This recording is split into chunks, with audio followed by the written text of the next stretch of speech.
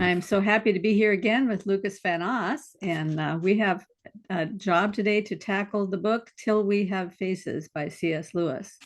I started reaching out a couple of months ago looking for somebody who wanted to talk about this with me because the end of the book was very perplexing to me the first time I read it, and I thought, I've got to talk this over with somebody.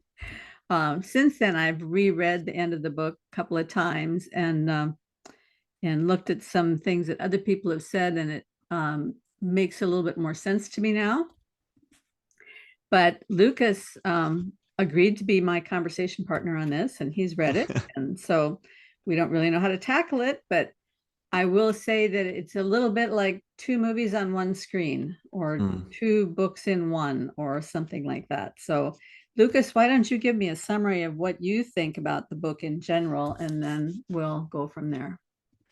Well, thank you for having me again. It's an absolute pleasure. I loved our former conversations, and when Karen emailed some of us being like, "I don't understand this book, can someone help me?"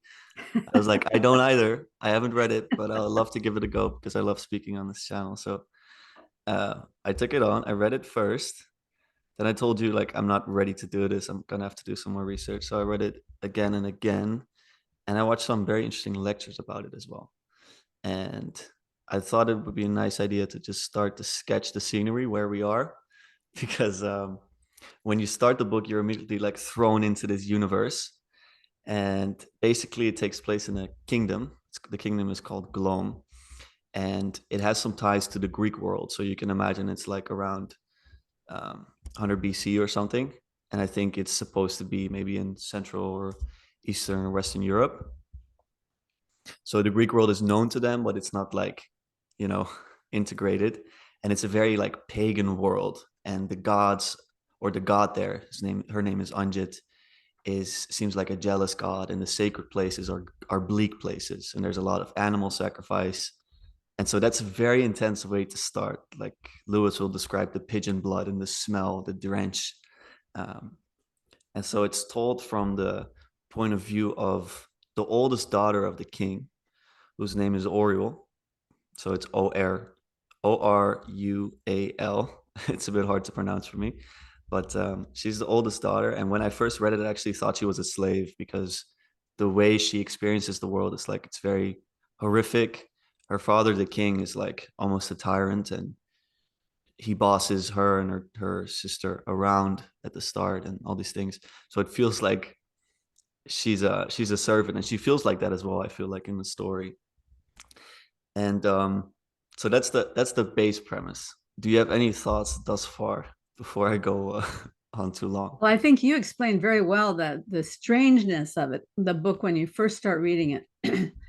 um, I started it actually a year or two ago by listening to a reading that somebody was doing on YouTube.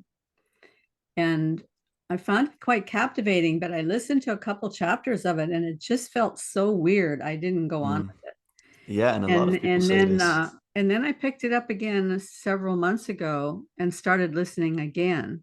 Mm. And this time it really, well, in between then and now, I had reread The Discarded Image. And so some things made more sense to me. But it Hmm. is that very strange, it does make you think, what was it like in Old Testament times when they had all that blood sacrifice and the Yeah. temple was filled with all of that. And we don't think, usually when we read that stuff, we're not thinking of the sensory overload that must have No, accompanied all of that, right? and it's not described in that way. Like here, it was Yeah, so vivid. You feel the experience for yeah. sure. And Yeah, what you I said mean, about, I understand why Lewis said he felt like this was his best work because yeah, um he really evokes this whole world. Um in a way he does that also in like the Narnia Chronicles, but the Narnia world is so effervescent kind of, yeah, right? that's a good Where word. this world is so dark and foreboding and challenging and difficult. But Yeah. that may be because of the narrator of the book, right? Mm. Because we're Yeah, and hearing also it through her mind. Yeah, and because of Lewis himself, because he tried to write this story before when he was not a believer. So Hmm. Oriole, the character, she's angry with the gods, and she's upset that they don't really show themselves, and they seem to be jealous. They seem to be, unfair to her. And Hmm. so you really see that Lewis struggled with this himself throughout his life, which is, I think, why he said that this book was like haunting him for so long. He'd been wanting to write it since he was a young man, and you really feel that. And what you said before about picking it up, and then letting it go before reading it again, I think a lot of people have struggled so much with this book. Partly also why this is not one of his top rated books. People don't really speak about it so much. At the time, it was the worst received book he wrote, when he just brought it out. And at the same time, Tolkien, for example, thought it was his best book, and he thought it was his best book, like he said. So I think it's worth wrestling with it. Hmm. And I've certainly done that. But but yeah, so she's angry with the gods. And Well, and why is she angry with the gods? well, I think the main reason is that, her sister, her half sister Psyche, which Psyche comes from the myth Cupid and Psyche. That's why it's a myth Well, retold. isn't she angry with the gods even from the very beginning? Oh yeah, yeah, it starts at the Yeah, start, but yeah. it So gets even worse. before Psyche was born, um, she had a little sister named Redival, Hmm. and Redival was very cute, had golden curls, and everybody adored her. And Orwell has always been told that she's ugly, Yeah. and not just ugly, but hideous. Mm. And so I think that's a big part of why she's angry with the gods, Yeah. because Yeah. she wasn't favored by the gods with physical beauty. Yeah, in that sense, for sure. And it's also why I think she was forced to wear a veil when she was younger. I think it was at a wedding of the king with his wife. And this is a theme that's going to come back, because the name of the book is, of course, Till We Have Faces. Originally, it was named Bareface, but I believe the publisher didn't like that name so much. But she basically wore a veil then, and then she goes bareface. Um, and later on in the story, she takes on the veil again. And it's in a way to hide that ugliness that she was told that she had, but it also has some dark motives for herself, um, which is that, well, it's a I think it's one of the bigger themes of this story. And the way I think I should speak about it is to first introduce Psyche properly, because Psyche is the third born sister, half sister of Oriole, and she's extremely beautiful. And Psyche is basically Oriole's greatest love. She loves her more than anything in the world, but she loves her in a way that some might call possessive. At least that's the way we understand it later on in the story. But while she's writing it herself at the start, she feels that she's justified in her love for Psyche. But as the story progresses, Psyche's beauty is almost seen as divine. So the people in the kingdom, they want to touch her and stuff. They want to be healed by her, and it turns her into this almost a deity, let's say. And afterwards, it turns the other way around, where Psyche turns into a sort of a scapegoat. I don't know. I don't exactly remember why. Were there things going wrong in the kingdom? Is that why she was? Yes, yes. Well, so at first, well, one of the important things about Psyche is not just her physical beauty, but she's also just a truly lovely person. Mm, She doesn't have any ego. She doesn't make a big deal out of her beauty. She's a lovely person to be around. She's always kind to others. And so it's like she has everything. She's the total package. And Orwell loves her. And as she tells the story, she loves her because of her beauty and because of her kindness and all of that. And but the some of the people of the village get the idea that if they can just touch her, maybe their offspring will also be beautiful. mm, And then the whole village gets this idea, and they come rushing out and make a whole day of kind of forcing her to be there, to touch them and to say kind words over them so that they might be healed.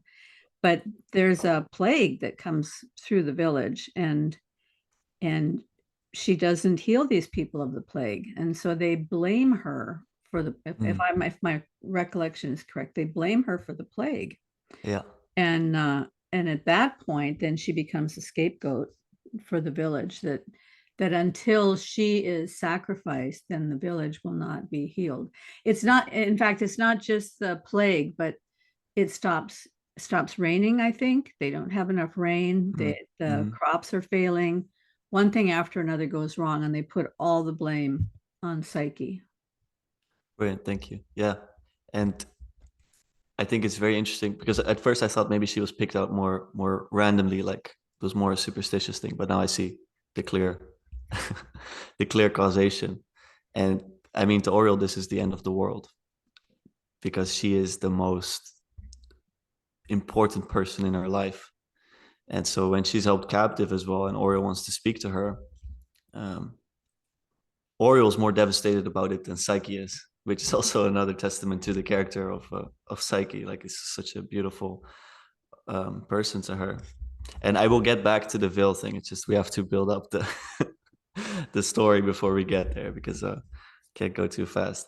But so basically, she gets scapegoated, and it's not a public execution that she goes through. She is actually brought to, I think it's the mountain, right? With Mm-hmm. yeah, and as the legend goes, at the mountain there is a shadowy figure, sort of a monster. They call him the Shadow Brute, I believe. And she's brought there, and she is, I think, tied to a tree of some Mm-hmm. sorts.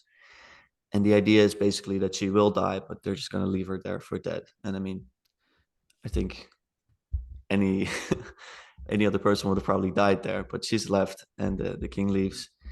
And Oriole, I think, now wants to go see her. Well, she wants to go up and bury Ah, the yeah, she remains, wants to see right? whatever remains. Yeah, So and she enlists the captain of the guard to go with her.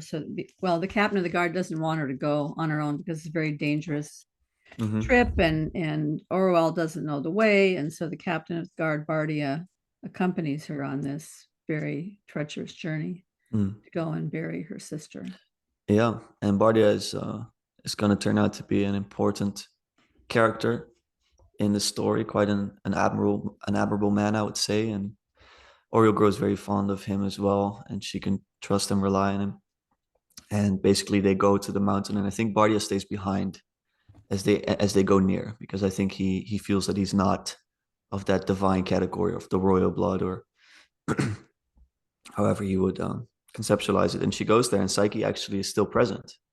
And not only is she present, she seems to be glowing, radiating, like she's transformed in a way. And that's, of course, a big surprise to Oriole. And she tries to get an explanation out of Psyche. And Psyche says that she was saved by a god. So then, who is this god? Um, how does this happen, and what is the experience of a god? Because Oriole still, she has this complaint of the gods, of course. So this is I think where things start to go even more south for her. Her jealousy grows even stronger because she actually fears that this god might not be a god at all, might be more of a monster, like the shadow brute we described. And Psyche leads her to the kingdom that she was brought to by this god, but Oriole cannot see the kingdom.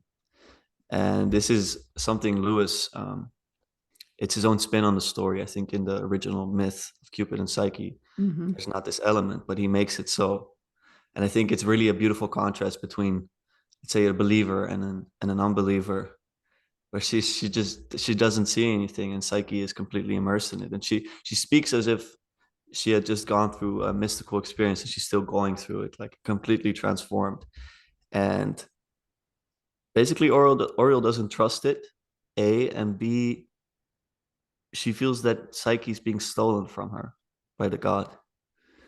And that's, I think, a very important part of the story, because this is where she feels betrayed. She really is angry with the gods, and she basically blackmails um, Psyche by. Well, don't jump too far because Okay, okay, go ahead. that's the second time she goes to the mountain. Oh, okay, okay, good. This is why Yeah, I yeah, have you. yeah, I'm telling you. Okay, yeah. so But I think this whole idea is so important about not being able to see the castle that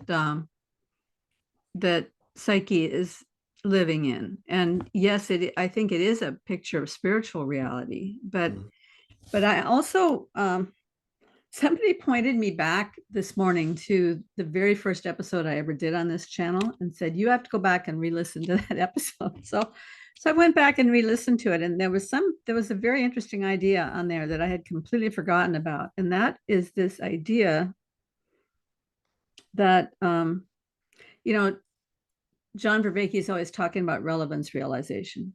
mm, And when I first started the channel, I wasn't aware of him or relevance realization or anything like that. But I had my own concept of something I called experiential DNA, which basically it differs from relevance realization, but they're connected. So experiential DNA would be like, you're a unique individual, I'm a unique individual. We both have unique physical DNA, but we have also had completely unique experiences from each other. And so things will be relevant to you that are not relevant to me, just because of maybe conversations that you've had in the past or books that you've read or the way that you were raised, your family of origin, the friends that you've had. So you see the world through a completely different filter than I do.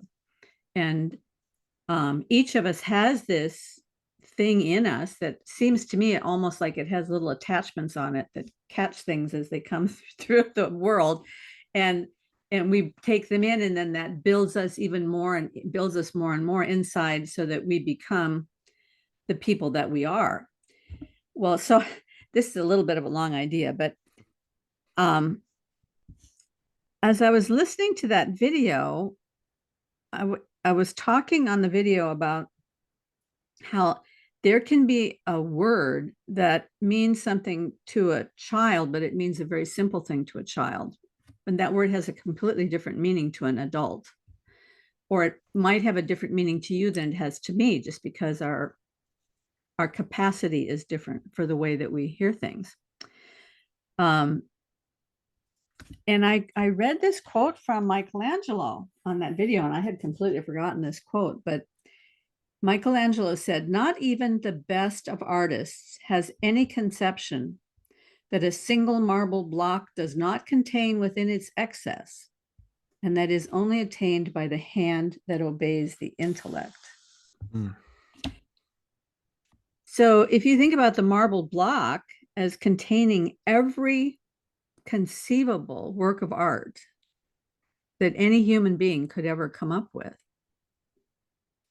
then the hand that obeys the intellect has the capacity to bring something out of that marble block by utilizing what might be excess to somebody else, but is essential to me if I'm carving that thing, if I could carve.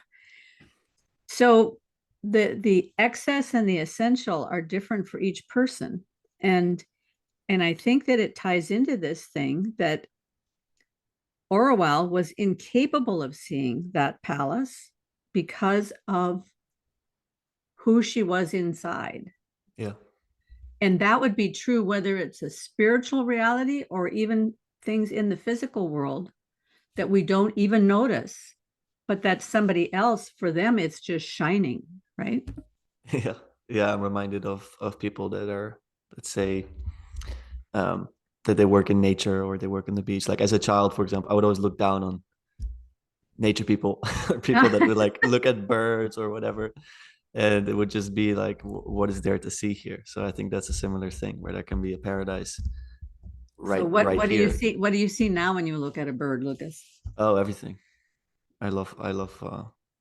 Like for me, I don't need to go far just to experience paradise. I've learned that even my close surroundings here, the little bit of green that I have in my surroundings, has so much variety and so much depth. And I see how the seasons change, that I could never even get bored of a kilometer or of a mile just here. Mhm. So I don't need to see, like, I don't need to travel the world to experience the beauty of nature, let's say. But I still like to see the things, of course. But yeah, that definitely shifted, and I think Yeah.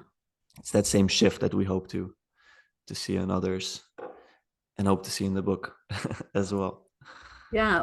And so, I mean, I think that this thing about the block of marble also relates to each person's life.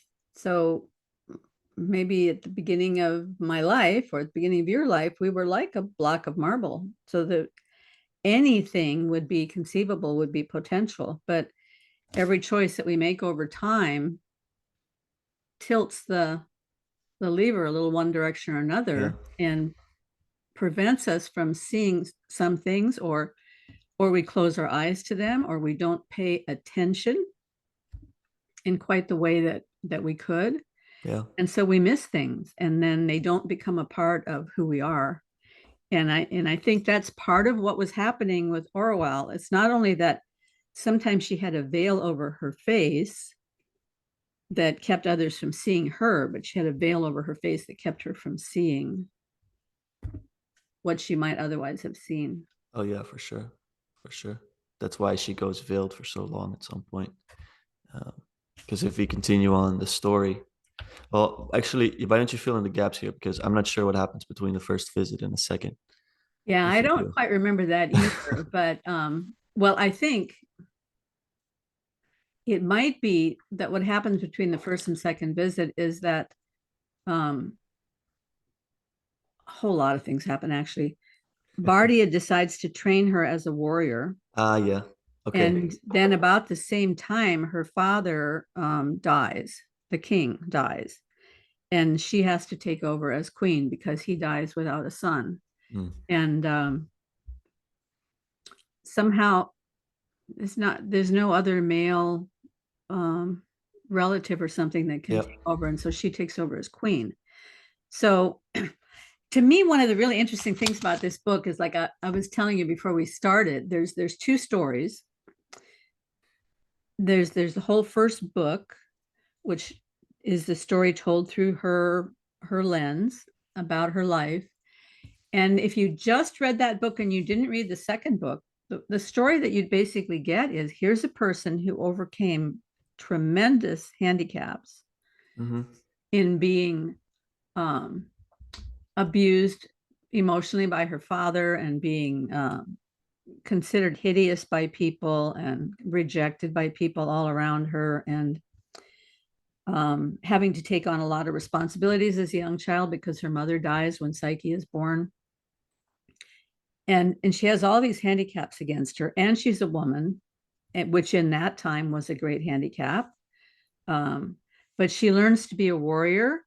When she has to take over the queenship, she learns to be a good queen, and her people consider her to be a good queen, and she brings things into the kingdom that help people to thrive. And you see all of that play Yeah. itself out in the world.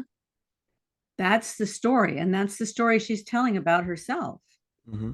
And when you hear that story, it sounds perfectly reasonable and kind of heroic. And even though she has all these issues about, you know, she has resentments towards the gods and things like that, you could look at it as the story of this great heroic queen. Yeah.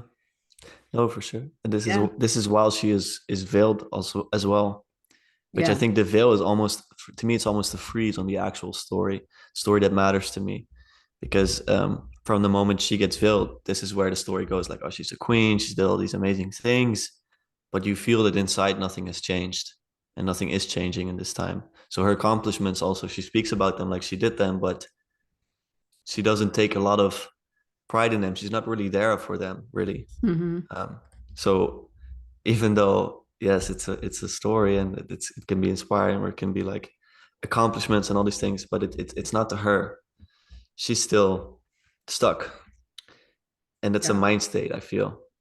And Um, at the same time, she has become very dependent on the friendship of Bardia, who taught her these warrior ways, and they often fight battles together, and then they often solve problems together, and she begins to love him, but it's mhm. that love that cannot be requited because he's very happily married, has 8 children, loves his wife immensely, and that all has a part to play in the later part of the book. But um, yeah, I mean, it's all, to me, it's all very realistic.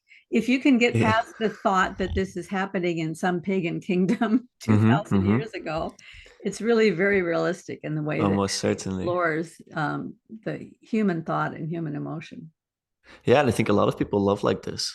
They Mhm. love in a way that is consumptive and in a way that is not agapic, let's say. Like they wouldn't be able to let it go.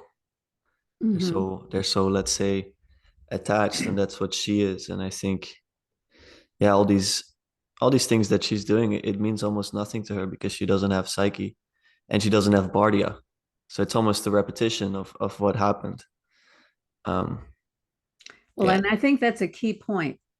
She sees the world through the lens of what she doesn't have. exactly. She doesn't have beauty, she doesn't have Psyche, she doesn't have Bardia, she doesn't have a husband. She sees the whole world through the lens of what she doesn't have. Mm. And don't we all do that? You know? Often, Yeah. yeah, I So guess so. so then she goes to the mountain a second time for some reason. Oh, she gets kind of obsessed with this idea that Psyche is not actually being cared for by a god, but Yeah. that it might be some human hunter or somebody who was out in the woods who is actually sexually abusing her and taking advantage of her. And so she feels like she has to go back and convince her to get away from this guy.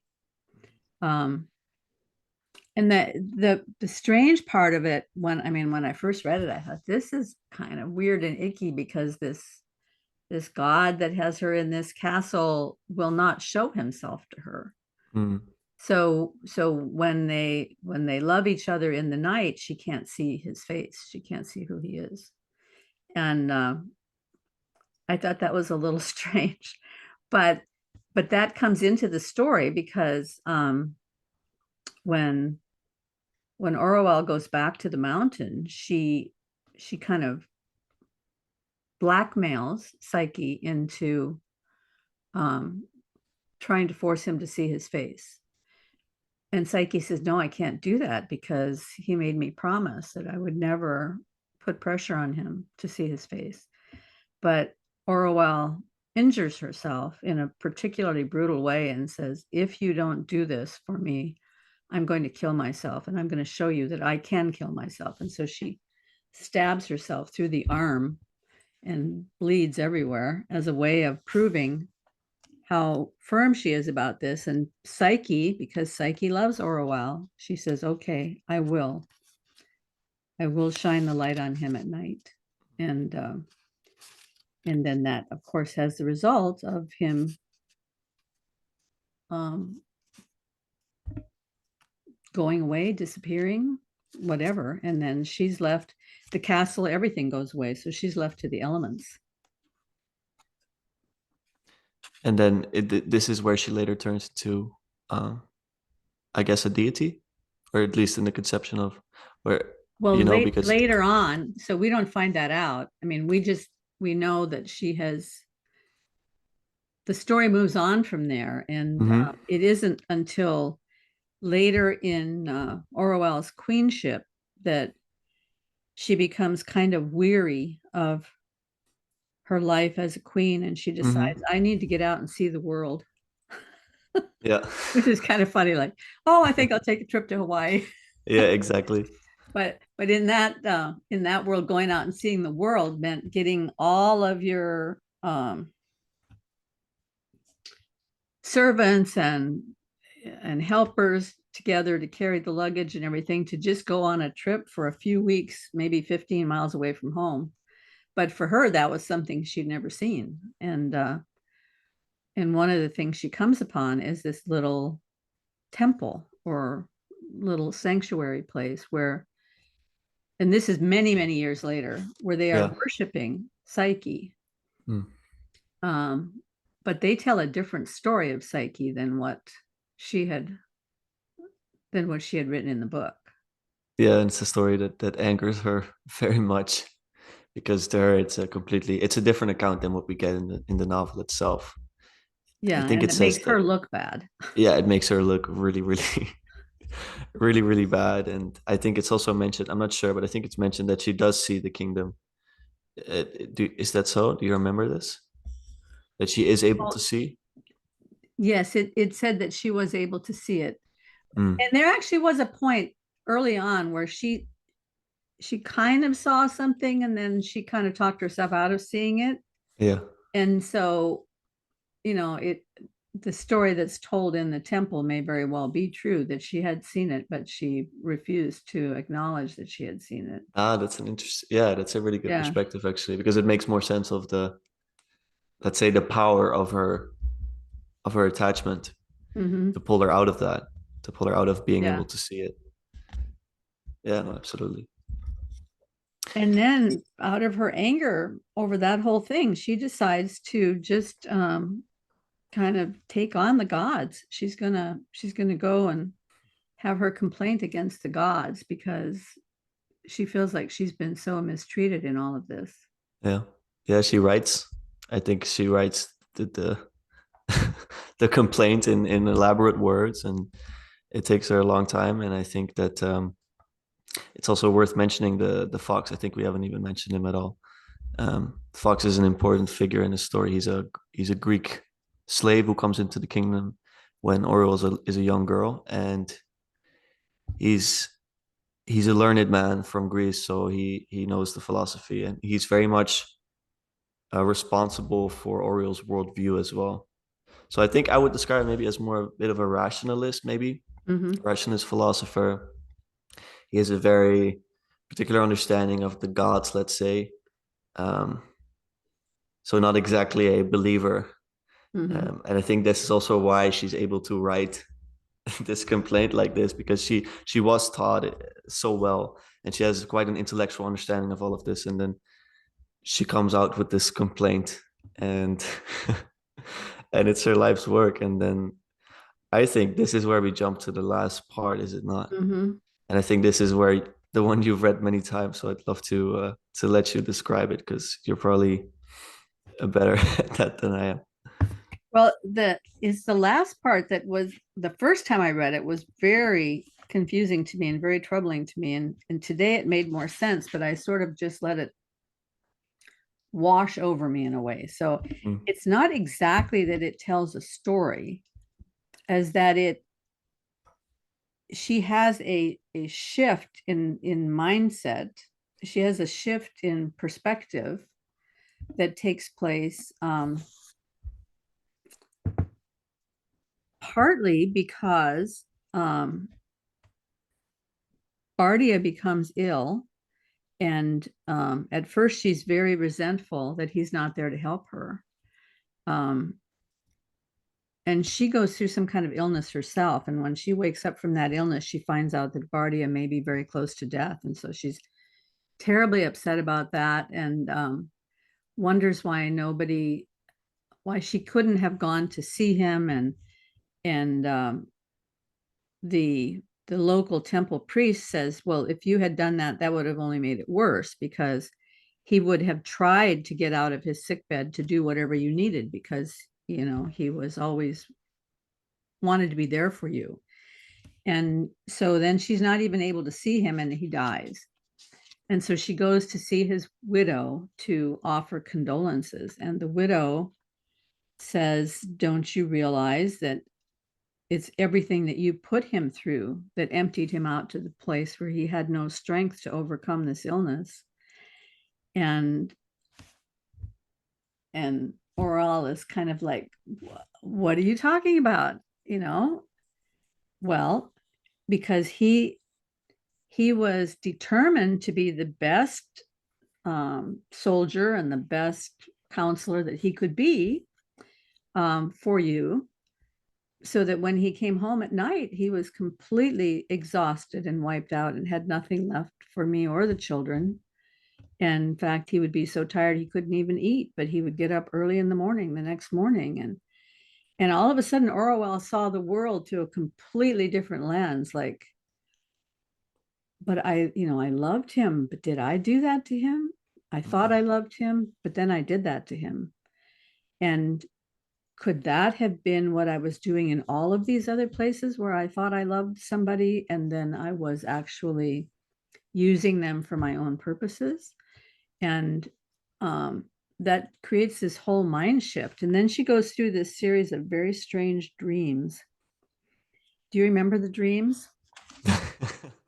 There's, Well, there's one that I really want somebody to explain to me, where the king, her father, comes back to her and takes her to the pillar room, which is the room where they make all the yeah. decisions.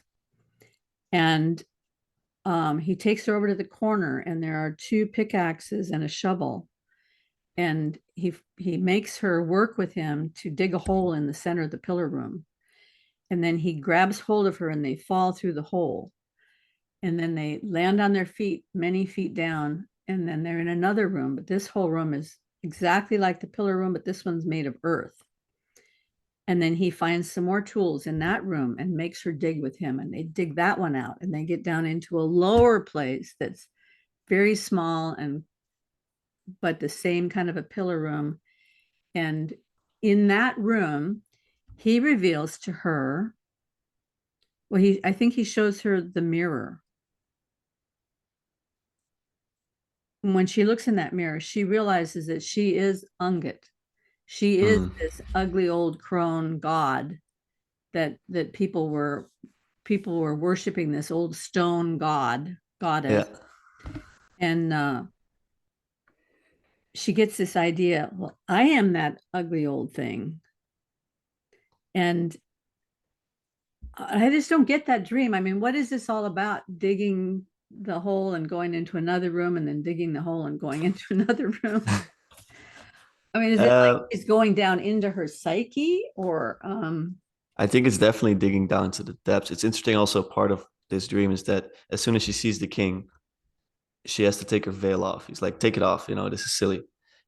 While she was wearing the veil, she was queen, and in a way it was to hide what was underneath. Um, but as soon as the king is back, she turns back into Oriole. So she's no longer the queen, she's Oriole again. And as Oriole, she starts digging down and down. I think it may have something to do, like you say, with digging into herself, going to the very foundations, and then finally coming down and seeing what she has turned into. She has turned into the very gods that she hates, the traits, the jealousy, the consumptive love. But I'm sure that there's more to be said about the digging in particular. I sadly do not have the Jonathan Pajot symbolism eyes to see this. He would probably be able to tell you. Has he done an episode on this book? I don't think so. I looked up like in YouTube, the Till We Have Face. I waiting didn't for see that anything one. pop up. Yeah, we should get that because he's recently, like I said, spoken about the trilogy, the Ransom trilogy. So maybe I'd hope so. I really wonder what kind of insights he has, because you just know he has like a ton more than anyone else. Well, and then she has one more dream where she's in well, it may be a dream, may not be a dream. Yeah. She's speaking before the gods, and she has this book that she's written with all of her accusations against the gods, which she's going to read to them. But when she starts reading it, she realizes she's not reading the book that she wrote. She's saying other things that she sort of feels compelled to say. And those things are revealing this inner darkness and this inner envy and resentment and bitterness and jealousy that she'd had all these years, and how the consequences of that had affected all the people in her life. And then the fox, who died long before, is also in this place or in this dream, and takes her over to see this almost like movie screens, a room that has these walls with paintings on it, and then the paintings begin to move. And Psyche is in this picture, moving picture. And somehow she gets the idea from watching these pictures of Psyche that Psyche had taken on some of the Psyche had paid for some of Orwell's sins, but then Orwell was paying for, I don't know, it's very confusing. maybe I can find a quote from there that would make more sense of it. But do you remember that vision that she had? Those visions, yeah. I think she's shown basically how she was so possessive of Psyche. She is shown exactly what she did wrong. She's shown all her sins. And the same, I think, with her reading out her complaint, um, exactly because it's not what she thinks she wrote down. And also in a different voice, almost, she speaks it like she hears herself talking. She finally gets the outside perspective of like, hey, this is actually what I've become.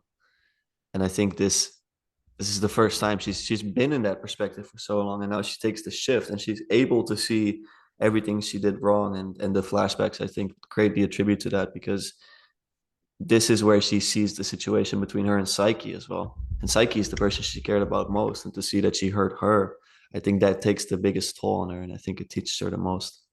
Mm-hmm. Yeah. So and at the very end, she's taken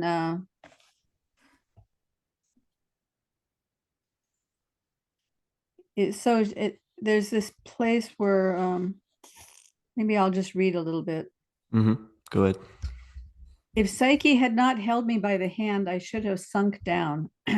She had brought me now to the very edge of the pool. The air was growing brighter and brighter around us, as if something had set it on fire. Each breath I drew let me into new terror, joy, overpowering sweetness. I was pierced through and through with the arrows of it. I was being unmade. I was no one. But that's little to say. Rather, Psyche herself was in a manner no one. I loved her as I would once have thought it impossible to love, would have died any death for her, and yet it was not now she that really counted. Or if she counted, and oh, gloriously she did, it was for another's sake. The earth and stars and sun, all that was or will be, existed for his sake. And he was coming. The most dreadful, the most beautiful, the only dread and beauty there is was coming. The pillars on the far side of the pool flushed with his approach. I cast down my eyes. Two figures, reflections, their feet to Psyche's feet and mine, stood head downwards in the water. But whose were they? Two Psyches, the one clothed, the other naked? Yes, both Psyches, both beautiful, if that mattered now, beyond all imagining, yet not exactly the same. You also are Psyche, came a great voice. I looked up then, and it's strange that I dared. So from her father, she gets the message, you also are Ungit. And now here, from this vision she's having with Psyche and this other most dreadful, most beautiful he, you also are Psyche. But I saw no god, no pillared court. I was in the palace gardens, my foolish book in my hand. The vision to the eye, I think, faded one moment before the oracle to the ear. That was 4 days ago. They found me lying on the grass. So, and at this point, they take her back into the queen's bedroom, and then that's pretty much the end of the book. She dies at that, just about at that moment. But that's her last vision. She gets this picture that she was Ungit, there was a part of her that was Ungit, but then also she is Psyche. And I think I have some puzzlement about that. Okay, So there's a lot what to. did you make of that? Well, one thing I want to add also is that after she's read out her complaint, she doesn't get a response, but she doesn't need to, because just by virtue of her listening to herself, she's like, Mm-hmm. I get it. I don't need an answer from the gods. That would just be more Mm-hmm. words, combating with words. So she's at peace with that. But what I like about the ending, what you mentioned, Psyche and Angit, I feel that it's almost mercy and judgment, let's say. She gets fully judged by becoming Angit, and Angit in this case is this jealous goddess. But Psyche, on the other hand, I think symbolizes the good in a sense, beauty as well. And so, even though, yes, Oriole, you were wrong, you were definitely possessing these people in a way that you should not possess people that you love. You're also Psyche, so you're also forgiven. That's how I see it, kind of, and that's I guess that's Christ symbolizes that you get Mm-hmm. both of those. But for me, the mercy is the strongest because we're mortals and we're all going to be sinning for sure. Well, right. And I guess what I also saw just as you were talking is that Psyche gave herself to him and was loved by him Yeah, and dwelt with him. And now um Orwell is also as Psyche. She is loved by him. She has seen her own need of him, she has seen her own sin, and she is loved by him, and she will dwell with him yeah. forever. I think, Only after she has seen her own sin. yeah, yeah, That's necessary for redemption, yeah, salvation. yeah, It's beautiful. yeah. Especially the Wow. passage you just read was like, wow. Yeah. Yeah, it's quite a book. And I think one of the things that makes it so powerful, I mean, we're just telling the story right now, so Yeah, you can't get the feeling of it at all. But when you're in the book, you are there. You are in that environment, and it awakens all of your sensory perception to what that world must have been like, and you get to know the people so well that you almost feel like you could once you're not reading the book anymore, you could call them up or send them an email or something and ask them a yeah, question, yeah. right? Because people are so real. No, absolutely. I think that's what I I emailed you when I was halfway, I think. And I was like, I don't read fiction a lot, but this is some of the realest stuff. Like this is I'm there. It's so vivid, Mm-hmm. for better and for worse, because you get to get the bleakness of the situation, but you also get that infinite beauty that you get toward the end. That's why I would really anyone that listens to this, I would really recommend please read this book. It's not that long, and it's one to read again and again. So definitely worth getting. Yeah, and I also think it's one that you can actually listen to. Yeah. There's a very good in fact, I'll put this in the description. There's a guy that does a reading of it, chapter by chapter, on his YouTube channel. So, Mm. I mean, you can only get a chapter at a time, but then you just click to the next one in his series. And he does an excellent job, really excellent job. And listening to it in some ways makes it even more real Yeah. because he dramatizes it in a very powerful way. So I think you can get it both ways. And I listened to it and then I read it. And even then there's a lot of depth there. So Yeah, for sure. I think we got to unleash Jonathan Pajot on this because even when I'm reading anything, I'm obviously missing a lot of it. But then there's also the interpretation that I'm missing, mhm. and the insight and the depth and the knowledge of Lewis and the knowledge of the original myth and all these things. I'd be very, very curious to hear brighter minds. Um, Yeah, I would be it interested in is. understanding, is there, okay, did Lewis pick that myth to write about just because he had that insight about how the palace should have been invisible.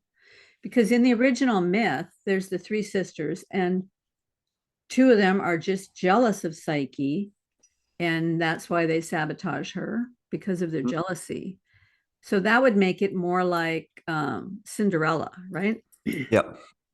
The two jealous sisters, and it would make it more like Cinderella or something like that. Um, but Lewis kind of turned it around, and instead of Orwell being jealous of Psyche, the way Orwell tells the story, at least, she was jealous of the god because the god had stolen Psyche away from her. Yeah. But was she really jealous of Psyche? I mean, maybe that's the story that you get in the second book, is that she really was jealous of all that Psyche had, but she just couldn't see that that's what was driving her. I think that's possible. And I think, again, it reflects Lewis himself. I think one of the reasons he wanted to write this story, and initially he wanted to write it from uh, what is now Orwell's perspective, is because he identified with that. So he was angry at the gods, I think, at first, but maybe he didn't realize that his anger or envy of the gods was actually an anger or envy of being that good. Because he only got to that goodness, I think, when he accepted it. When he accepted, let's say, that love, and when he started loving himself in that way. Of course, I'm not a Lewis scholar, but I can imagine that this is how it went, because I personally feel that I experienced it this way um, in my life. That once you transform within, that you can seek properly. And I really do believe that you can then see the truth before you are blinded by your ignorance and jealousy, because I do think those are things that will blind you. Well, I mean, let's go back to the block of marble there. That the work of art is in, for Michelangelo, the work of art consisted of chipping away the excess. And is that how God is working in our lives? Is in um, chipping away the excess of all this garbage that we carry around, right?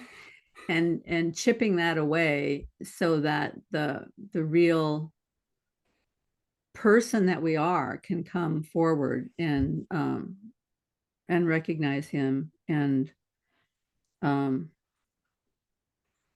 dwell in his palace, you know. Oh yeah, I think I think so. I remember an image of I don't have the marble stone, but of the idea of dead wood. Did you carry dead wood with you? Mm-hmm. Mm-hmm. And that going to hell is like you're burning off the dead wood, and if you're 99% that, then you're you're in trouble. But that you need those flaming swords of judgment to get rid of it. So not exactly the same image, but I think it works in the same way.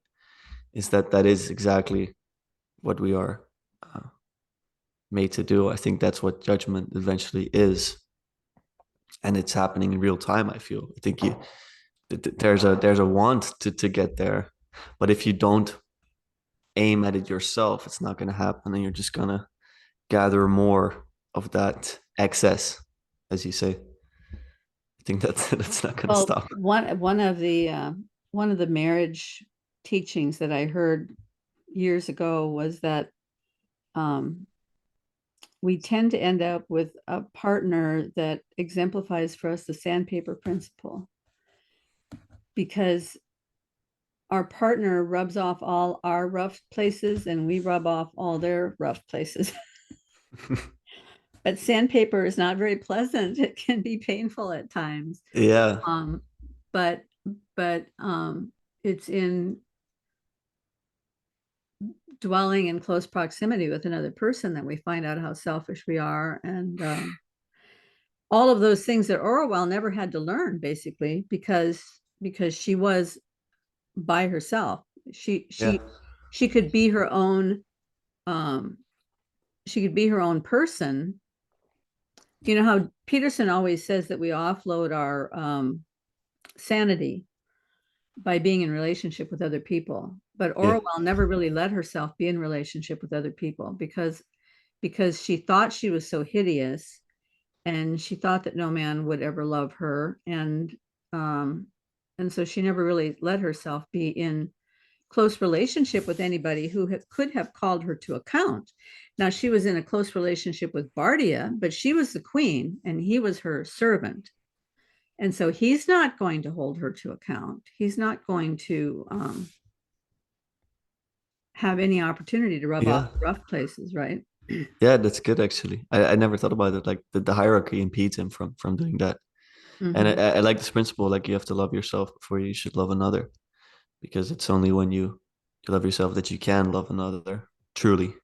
Mm-hmm. Because otherwise it turns into exactly what it turned into with Oriole, I would say. Well, yeah, I mean, when Christ says, "Do unto others as you would have them do unto you," Mm, if you don't know how you would have them do unto you, how do you know how to do unto them anything? If you don't know what would be the good for you, then how do you know how to exactly. be the good for another, Yeah. right? Yeah, So yeah. if you haven't figured out who you are, and if you haven't learned to love yourself, then you don't have any framework to know how to love another person. Yeah, that's pretty beautiful. Do you think that someone has to fully love themselves before they can enter into a relationship, or do you think it can also be learned within the relationship? We better be able to learn it within a relationship, because it's a long road to get to on all of those scores, I think. Mm, Because I think, especially if you start out too early loving yourself, you can love yourself in a very unhealthy way. That yeah. um, in a tiny way, that may be the story of Redival. We haven't talked too much about Redival. Yeah. Um, the middle sister, Redival, was also kind of pretty, but very vain and flighty. And so Orwell really resented her and looked down on her throughout her whole life, and was completely irritated by her for most of it. And it isn't until very, very late in the story. Well, so Redival kind of when she's young, she has a fling with one of the courtiers whose name was Taran.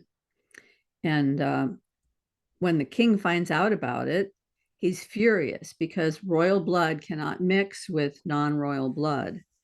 And so he has Taran castrated. And That's rough. Taran ends up leaving the kingdom. And then years later, this this very rich eunuch who is a servant to a much bigger kingdom than her kingdom comes to visit and is negotiating on behalf of his king with Orwell. And she's looking at this guy, and he's enormously fat and all fancied up in all kinds of fancy clothes, as eunuchs were, I guess, in those days. And she sees something in him that's kind of familiar, and she says, "Are you Taran?" And he laughs and he says, "Oh, yes." He says, "How's your sister doing?" He says, "That was the best thing that ever happened to me, because I never would have become as famous and as wealthy as I am now if that hadn't happened to me." Mm, But then he tells Orwell, he says, um, the reason Redival came to me was that she was so lonely. And Orwell says, "What do you mean?" "Well, first the fox came and you spent all your time with the fox and you didn't spend time with Redival anymore. And then Psyche was born, and then you were all in love with Psyche, and then Redival was nobody to you. But Redival just felt so alone and lonely. And so that's why she ended up the way she was." And all of a sudden, like, the scales fall off of Orwell's eyes. Did I do that? did I do that to Redeval? And then she realizes that indeed she was all about herself. She wasn't at all concerned about taking care of her younger sister. And as a result, Redeval ended up being a very vain and fussy and kind of broken person. Yeah, I think this is another one of those examples of the perspective change. I mean, Redeval was signed off from the start of the story. I feel like Yeah. it's like you don't have to pay attention to her. She's just this Uh-uh. vain, terrible person. Yeah. But to think Yeah. that Oriole kind of made her like that, I think is so powerful. Yeah. And so then you never get a picture of what she could have been, you know? Exactly. Yeah, that's sad. I think it's something to think about in our own lives. I think I definitely had this with like when I grew up, I had my own friends, and I told you about my life where I um, let go of a lot of friends because I felt that I really need the time to develop on my own. And I've had a lot of dreams, like a lot of dreams over the years of those friends being like very angry with me and accusing me, let's say. Now, looking back on it, I think this is not how they actually feel. And I've spoken to some of them, but it's at least true in principle that if you think you are better than other people and you can go on your own, you actually might be limiting their potential because, you know, you could be also a force for good instead of just saying no to them. You could be saying yes or yes, you could. Um, and in this society, we have so much opportunity to pick and choose people, pick and choose relationships, pick and choose friends, pick and choose almost anyone at this point, that we almost forget that by nature human beings are much more community oriented, and the community and the family is what you're usually born in. So that's what you got. The church closest to you is what you got. You can't just go to another city if you don't have a car or whatever. And maybe that's part of our duty. And it's not to say that I think it's necessarily wrong to sometimes let go of people, but I do think there is often a lot more there than you might think, because a lot of that is up to you. So that's something I should tell myself sometimes. Yeah, that's a really good point. I mean, that even if you do, by virtue of circumstance, have to move away from some people, it's still a good thing to go back and keep in touch and Mm, remind people that they have value in your life, right? yeah, But it does become a challenge as you get older and you have a broader and broader friendscape, sort of. How do you manage so many friendships? And maybe that's, I forget which one of is it Brett Weinstein, or one of these guys is always talking about how you can only manage a community of 150 people. yeah, Beyond it's the that, Dunbar number, I believe. is that what it is? Okay. Yeah, that's what it called. Yeah, beyond that, you can't really manage. And I certainly understand that because I've lived in a lot of different places over my life, many different states and countries, and developed friendships in all of them. And I've been to a lot of different churches Yeah, and schools and all of those things. And at a certain point, I can remember times in my life when I just felt inundated with people. Like I can't handle one more friendship. Now, yeah, that sounds weird because now that I'm older and I live in California, everybody's moved away. So I had this group of like 10 women friends that we would meet once a month, and we had great fellowship and all of that. And now in the last 3 years, all of them, every single one has moved to another state. well, And so, yeah. where 10 years ago I would have been saying, I can't handle any more friends. I'm like, now, will you be my friend? Yeah, So, I mean, you well, have to be careful what you ask for, right? no, for sure. But I mean, also just think about it. Like, how many people, historically speaking, would have been able to do what you did in your lifetime?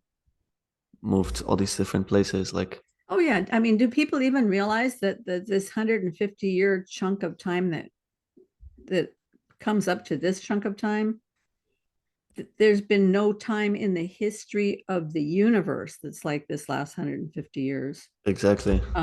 Where up until 150 years ago, almost everybody was so poor they couldn't move beyond their own village. Mm. And and then in 150 years we get trains and planes and automobiles and Yeah. computers and cell phones and things that no one could have ever conceived of prior to 1800 or 1850. And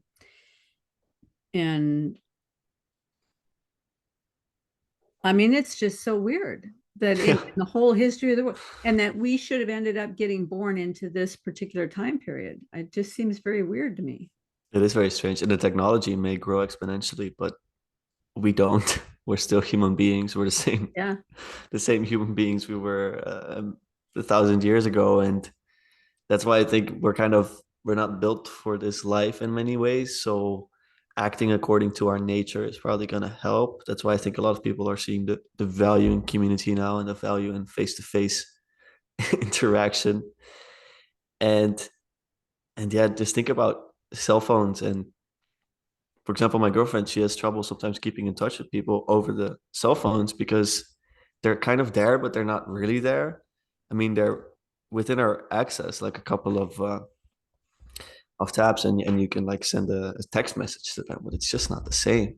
And like you said, with the 150, that is really a limit. And so, yeah, I don't think we are built for this. So I try to keep things as human as possible. For example, I try not to even send as many texts. I just like send the voice memo or call people, which some people find annoying, but I think it's better in many ways. It's like, who still calls? And I'm like, I'd love to call. It's much easier. I do think we need to get back to that.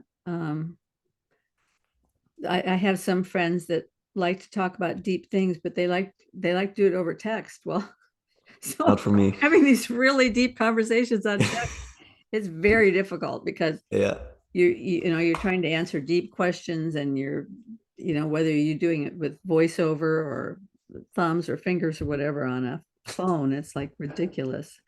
Um, and and when you talk to somebody, you can hear their voice and you can kind of tell, how's this going down?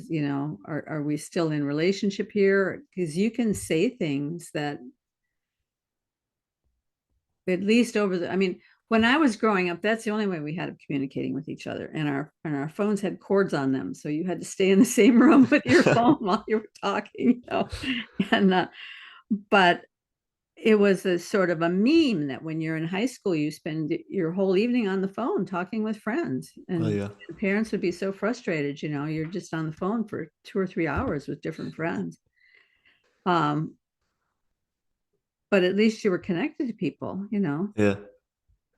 Yeah. And now so many people are alone, and the only connections are very superficial, if at all, if they're there at all. Do So I you see think that in your country as well, or is that just an American phenomenon? no, it's here for sure. I mean, video games don't know borders. They take people. Um, my country, I find it sometimes hard to assess because I'm in contact with quite a lot of people, and I don't know a lot of like deep gamers and stuff, because the people I do know are either from the gym or from a university or like people that do a lot of in-person stuff. But I have worked with teenagers trying to tutor them, and I've seen a big shift in the way they behave and their social capabilities and the way they dress. Even like they come into in like their sports stuff, and like it's just the bar has definitely been lowered. So I feel a tremendous sense of responsibility in lifting it up, because I am of this generation, and I think I um, can definitely help with that. But usually the US is a bit different than Europe, but it's very similar in broad terms. Well, so when you go to church, how does the pastor dress? Depends on which church. So I've been to Catholic church and Orthodox church in my area, And I've actually been it's another conversation, but I've been struggling a lot with finding what's right. But all that said, in Orthodox Church, they're dressed. Yeah, well, they have the At Catholic Church, it's they have like a specific garb for sure, and like mhm. certain colors depending on the um, let's say on the theme, or I don't know how it works. I think they have like specific. Like I'm not learned at all, so please don't judge me about this. But I haven't been to Protestant church, but I think my family when they go, they also still wear this garb. I don't know how it is for you. Well, the funny thing I've noticed is that so I became a Christian in 1980, and back then the pastor used to wear a suit and tie, and Oh, in a Protestant church, yeah. yeah, we don't get that here. But now and over the years, it's just gotten more and more and more. Then for many years, up until the last few years, it was at least a button-down shirt and a pair of dress pants. And now it's a sweatshirt and blue jeans. And Really? they're trying to be relevant, I think. Yeah, that's interesting. They're not trying not to scare people away or something, but I don't know. I don't know what to do with that. No, as I've experienced it growing up, we've always had the person, like the pastor up front, wearing something specific, like a garb, a white, usually a white toga or something, Yeah. something like that. No, not in the Protestant churches these days. That's interesting. Yep. How are you finding it there? Because I struggle a lot. Like I said, I struggle a lot with finding the right place. And coming back to what I said before, maybe that's not the right way to look at it. But I can imagine that because you have so much, let's say, having a Dutch word in my mind, you have so much exposure um, to like orthodoxy and to all these other, like even Verveki with all those things and stuff. Mhm. Um, do you struggle with your church or no? I mean, of course, Well, that's I mean, always. I'm super thankful that the church we're in is has really solid, very good teaching, Mhm. and it focuses a lot on community, real big, strong focus on community. So there are a lot of home groups, and the home groups meet either once a week or every other week. Our home group meets every other week. We have a home group that meets here in our home that, given any particular week, we might have between 12 and 15 people.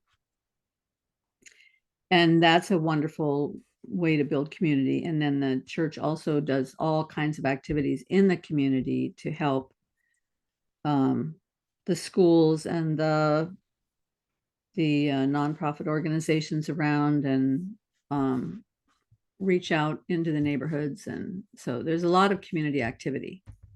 And then of course, just the people helping with all the activities in the church, that creates communities too. So the hospitality committee and the Sunday school teachers and all of these things that are going on are building teams and community in the church. So all of that is really good. And I think the thing that I miss the most, and that's maybe because I'm older, I don't know. I miss there being more of a focus on what I guess in the Catholic and Orthodox churches you would call the liturgy, where there is a call and response, or where we're reading the scriptures and then responding to the scriptures. That used to be a part of church in the Protestant tradition for a long time. And as they've tried to get more and more relevant, that has sort of gone out the window. Mm. And then the music used to be at least a mix of hymns and contemporary music. Now it's just all this contemporary music that I hesitate to even call it music, because there's some sort of a trend nowadays to develop this kind of music that's more, do you know the term recitative? No, recitative. Recitative, yeah. So it's a musical term that means you're sort of telling a story with the melody, but it's not really a melody. You're Okay, okay. just sort of like, um, what do they call that? Stream of consciousness. It's sort of like stream Oh, of consciousness okay. singing. And then the singers have this tendency to try to be edgy, I guess, to not exactly hit the note, but to kind of waver around the note. So you're not, Okay. if you can't quite hear the instruments, you're not quite sure what the note is, and you don't know how to sing with it. And so maybe you just have to sit there and listen to them. And that's not the way music is supposed to be. From my perspective, growing up in the church was always we participate together in Yeah. the singing of worship music. And so that has been a challenge for me. And it is a challenge for me on another score, which I think is one of the purposes for the singing of worship music in the churches that I have been in since I became a Christian when I was 32. The purpose of the music was to kind of plant this biblical truth deep in your heart, because music helps you to remember it, and you have these hymns memorized because of the music. And so you're carrying these biblical truths around with you during the day and singing psalms and hymns and musical songs, like the scripture says. But this new music doesn't plant that way. It just doesn't, it's really hard to remember. It just kind of goes off into space Hmm. somewhere. And so I think we're missing that. And then there's these waves of what's in. So this year's music is different than last year's music and the music of the year before, where it used to always be that all the generations could gather together around the same music because we Yeah. all have this common memory of these songs. And when I was a missionary back in the 80s, I could go to Haiti and be in a Haitian church, and they would have some of their own songs, but they would also have some of the hymns, and we could sing Yeah. together. Or if I was in Japan, there would be some of those Japanese churches that would be singing some songs that we could all sing together because we had this common musicology that drew the church together. And I think with this new way of doing music, which I don't know where that comes from, is that everybody has to have their own creativity, or I mean, I don't understand what's happening. Yeah. Oh, but that's a great point though. I really like this idea of well, the music is there also to bind you together because I mean Mm-hmm. it's religious, so that's the core function. Yeah, It's yeah, I find it pretty puzzling that's happened. But then again, there's a lot of things a lot of things that, are very that puzzling nowadays. Yeah, so yeah. so so that's just a part of it. But yeah, it's I struggle so much personally being like, what's the right place? What's the right thing to do? And then I listen to Vervaeke and I'm trying to figure this out. What is a pathway forward? Because I'm trying to solve the meaning crisis as well. Well, And I mean, then, what I think, isn't it, Jonathan? He always just says, find a church and go to it, you know, yeah, but that's not what and he did. but maybe the one you go to, it's kind of Jordan Peterson's thing, where you reach towards some high goal and you move towards that, and maybe that doesn't end up being the ultimate goal, but it gets you moving, and you're kind of moving in the right direction, and then Yeah, yeah. you end up having to veer off and do something else, but at least you are at, I guess I'm a little bit of a naive person, because I believe that within any church organization or any church denomination, there are believers and there are unbelievers. And so there are believers in all the different denominations. I know some denominations have the idea that theirs is the only way, and if you don't worship with them, you're not actually a believer. But I find that a little hard to swallow because Yeah. I've met people from some of these denominations that don't seem to be um, abiding in the word. But I've also met other people in those denominations that definitely are abiding in the word. And I've also met people in some of these lame Protestant churches that are making such terrible mistakes that are definitely very avid believers. And Yeah, anywhere, I guess. yeah, and so I think the point is to not forsake the assembling together of one another and to Yeah. sing and sing spiritual songs together and all the things that the Lord tells us to do, which we can't do if we're just being by ourselves. Because that ember dies if you just kick it off to the side of the fire, you know, but if all the Yeah. embers are brought together, then we make a flame together. So I think Thank it's you. important to find a church and plant yourself there. And if it doesn't end up being the ultimate place for you, you can move on, you know, and you'll learn something from it. You'll learn something Yeah. from the experience. Thank you for your words. It's always helpful I to and get a like I different say, perspective. a lot of people that will disagree with me. So No, but of course that's otherwise I wouldn't listen because I want to hear as many different people with as many different perspectives as possible.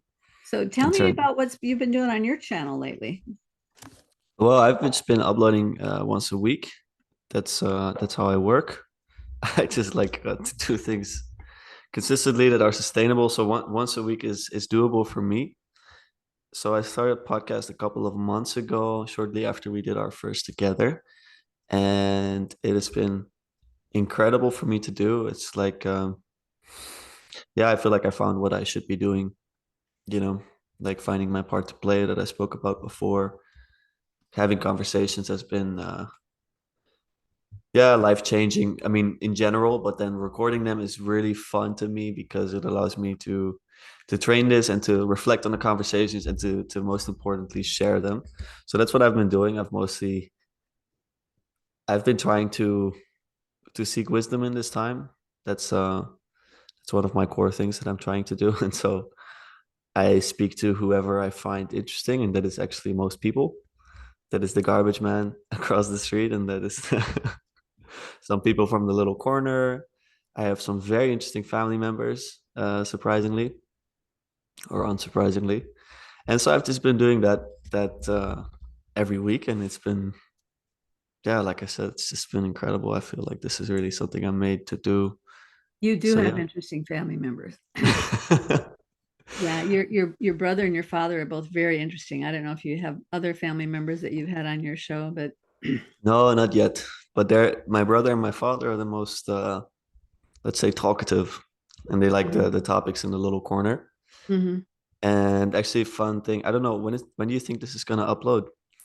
Because Friday, Friday, 2 or 3 weeks from now, probably. okay, because this weekend, well, it doesn't matter for now, but this weekend, my brother Aron, he's speaking at a festival in Germany where Paul van der Klei will be.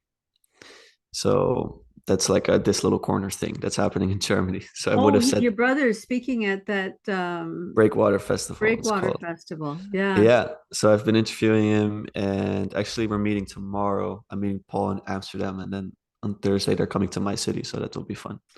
But Oh, that sounds like so much fun. Yeah. yeah, it does. It does. I'm sadly not going to actually be there in Germany. I'm in very busy times with university. Sadly, it's a it's a miracle I'm able to do this actually. But there's always time for books and for conversations, so that's awesome. Yeah. So you get to show Paul around and Yeah, I'll walk with them. I don't know what exactly the plan is, but yeah, hopefully you'll see a bit of the country. He was there last year as well, so that's that's fun. I hope he enjoyed did you himself. meet up with him last year? Last year I was in France while he was here. Oh, Um, okay.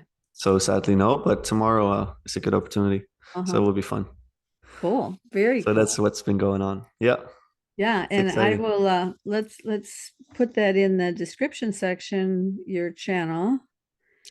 And yeah, if you have any other links that you want me to put in there, I will. I think that's all good. Yeah, I have like my Spotify stuff. I'm actually speaking to John next month, which is really exciting. John Vervaeke. Hmm. Um, yeah, I just shot him a little tweet and then he was like, "Sure, I'll do it."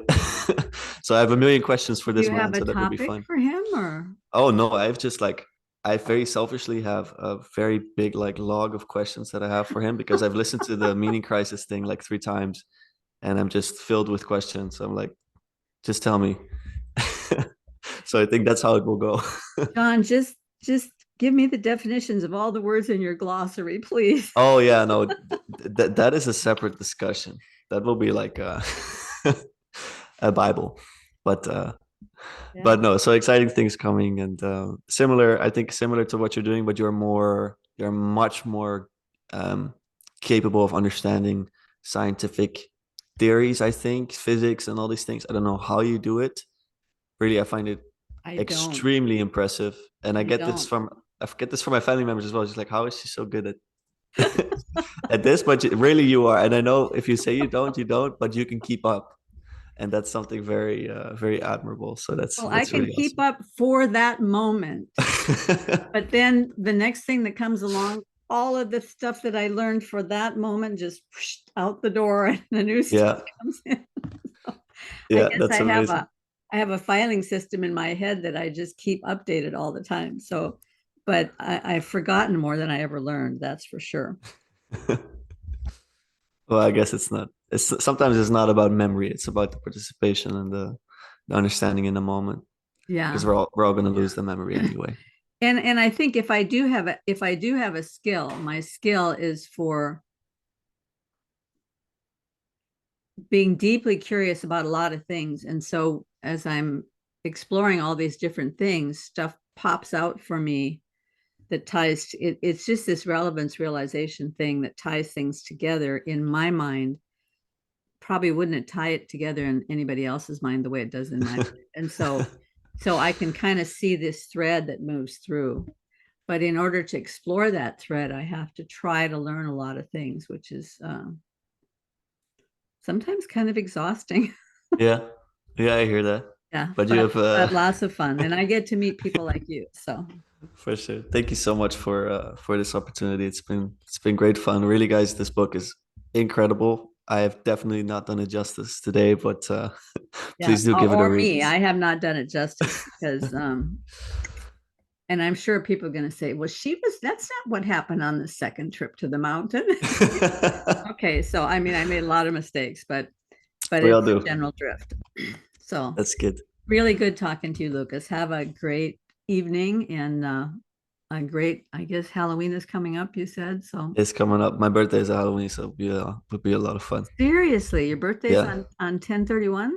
Yeah, my dad's as well, so there's some symbolic stuff. I'll ask Jonathan about it. Oh yeah. So my husband and my daughter birthday are one day apart. Oh, interesting. Yeah, but I wonder what it not means. exactly the same day. So, Anyway, thank you so okay. much. Hope to Bye-bye. speak to you again. See you.